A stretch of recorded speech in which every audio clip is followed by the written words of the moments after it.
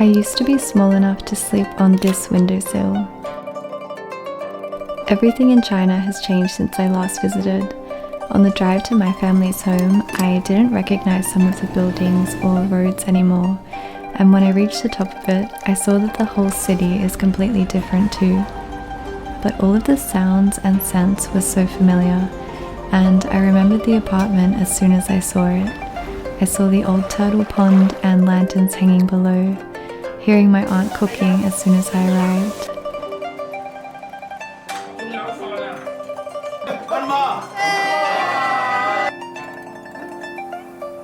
This is the first time that Jace and I are visiting our family's home cities together. We went to an area that I first saw in my parents' old film photos, and I also got to see the place where he grew up. Coming back, it's so comforting to see how we've both grown.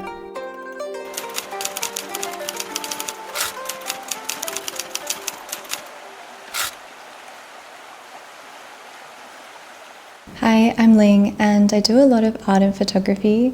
I've been sharing the process of turning my apartment into a home art studio. Recently, I've also been making a whole collection of paintings and homewares which are all inspired by my Chinese heritage, and the whole process has led me to revisit a lot of memories from childhood and also art styles that feel like home to me. And this week, that has really turned into a huge wave of nostalgia. So I'd love to make a few things that are inspired by this. I'm planning to draw the most cherished photo from my childhood and surprise my pawpaw with it. I'm going to sculpt a lucky cat out of polymer clay and make a small collection of bag charms. Later this week, I'll be taking photos for a jade jewellery brand, which was also inspired by reconnecting with family and home. So I'd love to share the whole process behind everything as I go, and we can chat more about revisiting childhood memories and creativity as an artist.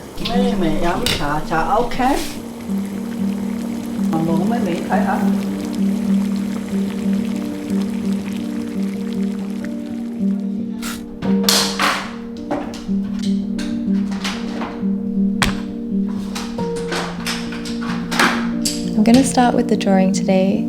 So when I was young, my grandmother on my mum's side, my pawpaw, moved from China to Australia. A few years earlier, my mum had actually moved all by herself, and when I was born, my pawpaw came to and really helped to raise me. There are so many stories that she always tells me from that time, but one that she will always bring up is how she used to brush my hair every day. Another is how we'd walk together to my other grandparents' house down the road, and I'd tell her where to cross the road in Cantonese.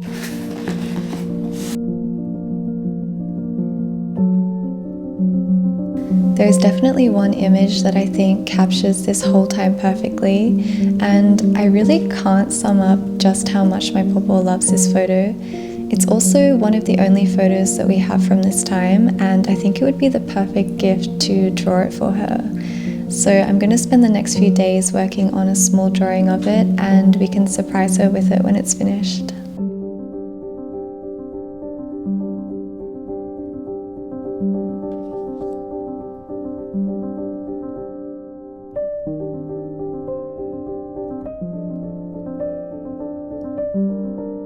I think there's something so important about revisiting things from childhood, going back to places you remember, or doing things that you used to enjoy again as an adult. When I was growing up, I loved art and music, but I've also had so many periods where I couldn't continue them, especially when I became an adult and got a full-time office job, which doesn't usually leave much time for anything else. I can clearly see now that the most uncertain and draining times have always been the ones where I completely stopped doing things that I used to love. So when I became a corporate lawyer in my late 20s, I really didn't have time to make art. I didn't actually have time to do a lot of other things either, but I definitely went from drawing something nearly every single day or week when I was younger to not having a single finished drawing for years. And I remember thinking that I must have chosen one path, being a lawyer, which must have excluded another path, being an artist. I had a similar thing with music where I became too busy to keep learning the piano, and then one day I suddenly realized that it had been so many years since I'd played it at all. And whenever I thought about how much I used to enjoy it and the hours that I wanted to spend practicing, I got so sad from the idea that I'd just let it go. But I realized that it doesn't have to stay as something that I used to do or something that I completely leave behind in childhood. And if I really couldn't make time for things that I loved in a particular career, then it was probably that part of my life that I needed to change instead. Art and music are definitely not easy things to restart. At first, I actually found that I couldn't read sheet music anymore, but moving the piano into my apartment and turning it into an art studio has really meant that I can start to learn again. And I think it's so important to continue creative practices.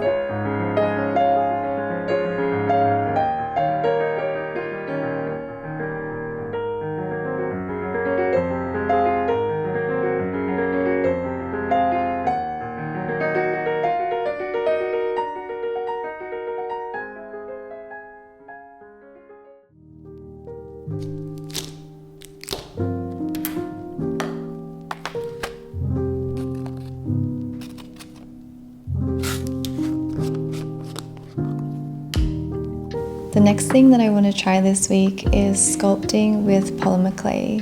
I've been revisiting a lot of things that feel really sentimental and important from my childhood, and one that I keep coming back to is lucky cats. Maneki neko, or the beckoning cat, originated in Japan during the Edo period, and they've been really important symbols for a long time. They were also super popular in Chinese businesses overseas and started being designed with a raised paw, which attracts good fortune. One of my earliest memories of my bedroom is a very bright gold Chinese lucky cat, which I had for many years, but I haven't seen it in a long time and honestly don't know where it ended up. So today I'm going to relive that memory by sculpting smaller bag charms that I can hopefully use every day.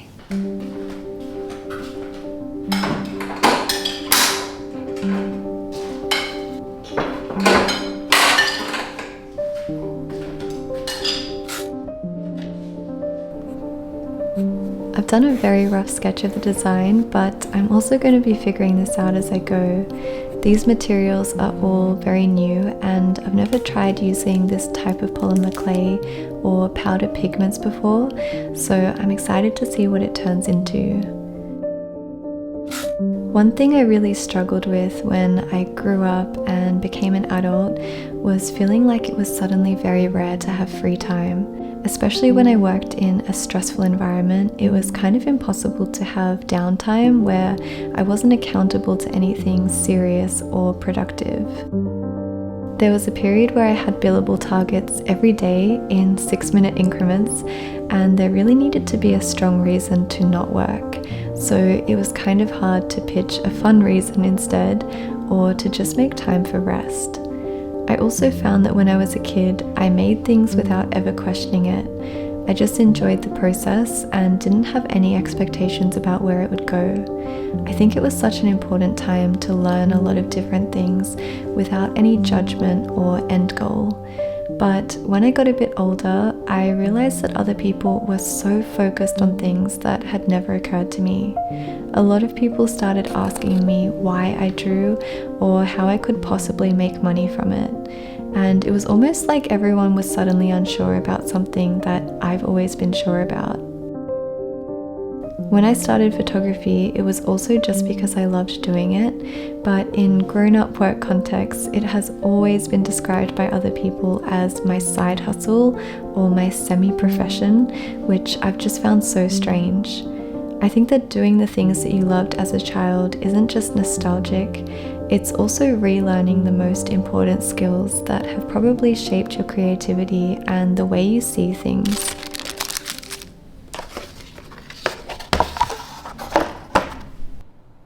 I think it's so uplifting to take your memories, turn them into art, and give them a new life.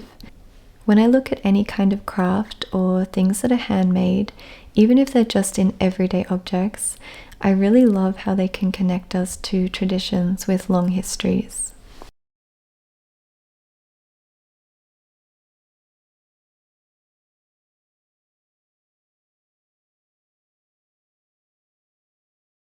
So this is how the lucky cat turned out, and I really love it. I've put the first white one onto my bag, and I think it'll be such a cute lucky charm to carry around. I also made an extra one to gift to my friend, and I'm going to put it in this small embroidered pouch. These also remind me so much of childhood, and I've always loved the designs and embroidery.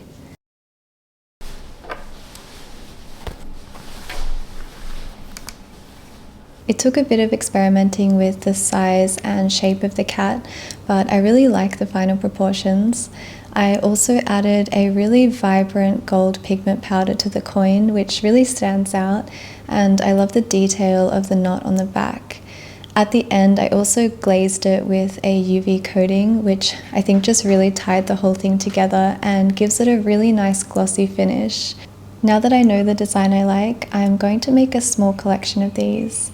They do have a little bit of weight to them, so if I release anything, I'll definitely attach a stronger gold chain so that they can last a lot longer on any bag. And if you'd like one too, I will leave a link in the description below.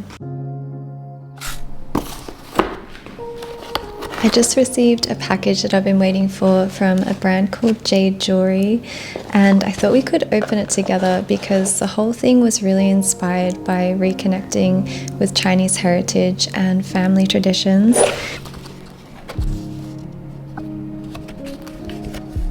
There's a really kind handwritten note from Kathy, who runs Jade, and she makes everything with her dad, who has been carving jade since she was a kid.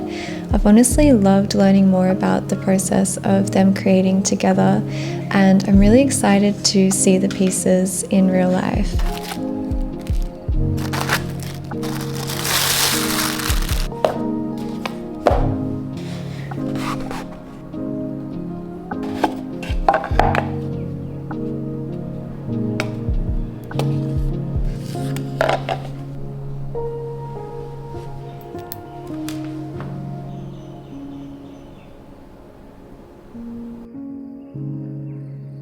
I've just put on the green jade, but all of the colors in the collection are so beautiful.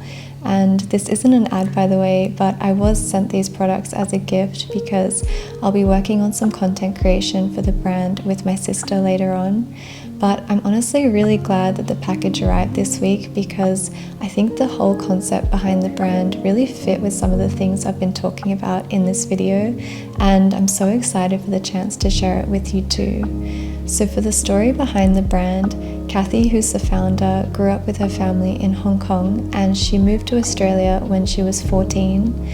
She's shared a lot about the idea of home, and there was one thing that I really resonated with. She said, "For those who have moved to a different country, or whose parents or grandparents migrated, or for anyone from mixed cultural backgrounds, the feeling of home can be complicated because it isn't always one place.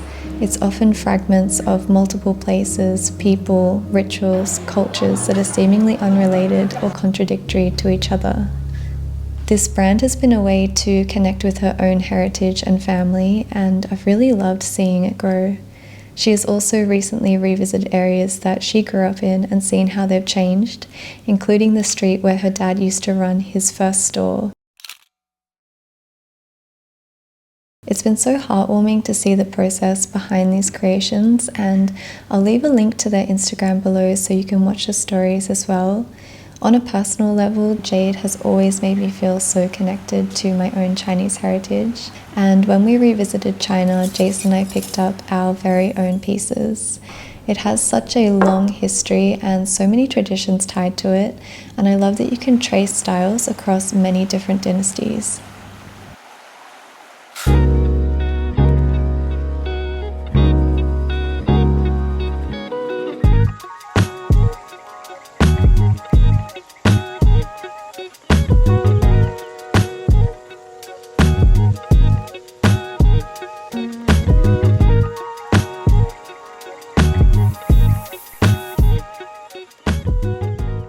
I have just finished the final parts of my drawing and we can go and surprise my pawpaw with it now.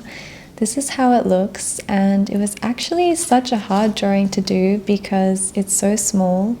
I think the hardest part about drawing something so tiny is that it can actually be too small for the pencils, and sometimes if you make just one mark out of place, it can make the whole face unrecognizable. So I'm actually really relieved that it looks close enough to the photo. I was planning to do it a lot bigger than this and maybe paint it on a big canvas, but one thing to know about my pawpaw is that she is obsessed with miniature things. I don't really know how else to explain it, but if there is the thing, she will have the smallest version of it. So I actually think if anything, she'll just be happy with how tiny this portrait is, and you can find out her reaction as well because we'll go and surprise her with it now. And while I'm there, I can also share part of my childhood home.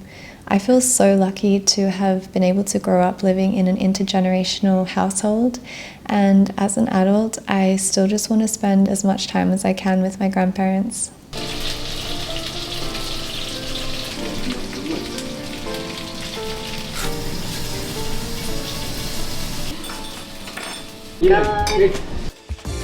So I thought this would be a really cute thing where I captured my pawpaw's reaction, but I couldn't get her attention. Pawpaw! She's always so busy cleaning, and this was most of the footage. I'm so sorry that it's so dark and it has the most random crop, but I was really just trying my best to catch her. My gung ended up bringing her over and trying to explain that I wanted to record something. This is him telling her that it's a microphone.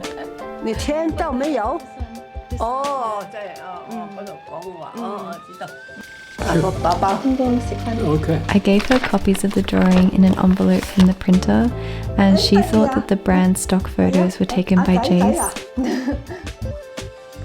We eventually got to the prints inside.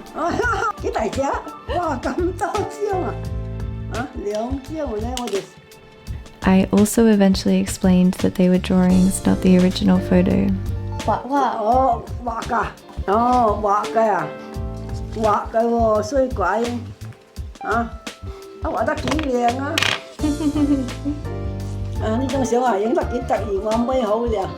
If you learn any Cantonese today, it should probably just be Ho Lang, which is like saying very pretty. She laughed about brushing my hair when I was young. You have other one. Copy, yeah. I was going to translate this all from Cantonese into English, but maybe listening in is a more accurate reflection of our conversations, where I feel everything fully, and my grandfather sometimes fills in the gaps when there are words that I don't understand. It took nearly 2 hours to get the worst footage, but she did like the drawing enough to put it under their glass table next to a print of my painting.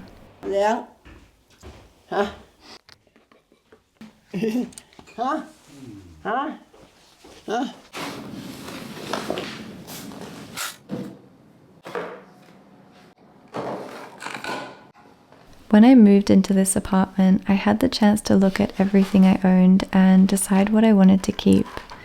There are so many art supplies that I've had since childhood, like these pencils, which I still use for every drawing.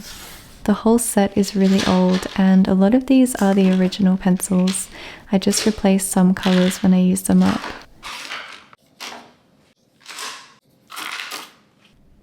The soft pastels that I used for the polymer clay are actually the same ones that I've had since I was 10 years old. Until this week, they had been buried in a box for a very long time. Taking them out and moving them here made me actually think about what I could make with them. When I was younger, I would spend hours in my bedroom drawing and making things. I'd use any materials that I had and come up with something around them. The most random one was tracing the print on paper towels, which my grandparents very kindly pinned on their walls. I think that setting up my own apartment as an art studio has really given me space for that again. where I can be completely absorbed in something and just create for the sake of it. I think it's so important to make time like this where you don't have any pressure to show anyone what you're doing or to even have any idea about where it might go.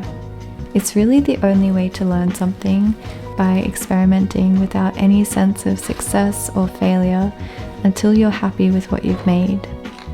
It's great to have had time as a kid to learn things like drawing, but even with things that I want to start as an adult, like painting, they only really grow with the same space. So if there's anything you want to learn next or to pick up again, I hope you can still make time for quiet practice and try everything without expectations. If you've watched this, thank you so much for spending this time here. It would be great if you could subscribe to this channel for more art, and I'll leave a link below in case you do want one of the lucky cats as well. But in the meantime, I hope it's just been a good place to unwind and reflect on things that feel like home. Mẹ uống trà ốc khác. Nói chung小孩影特別得意，我妹好嘅。Again. Again?